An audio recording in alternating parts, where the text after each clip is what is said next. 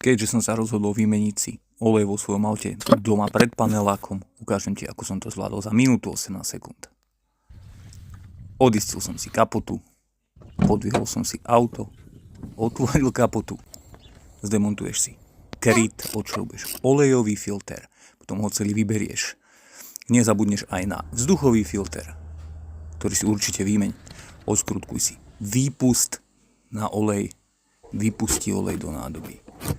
Porovnaj si vzduchové filtre, tu vidíš, ako vyzerá nový. Nezabudni na olejový filter. Následne montáž je v opačnej poradí ako demontáž, takže zatiahni si filter. Nezabudni vymeniť výpust za novú, pretože je to častá slabina. Nalej olej, môžeš takýto. Millersik je dobrý olejček. Následne sa pozri aj na kabínový filter, prípadne ho vymeň.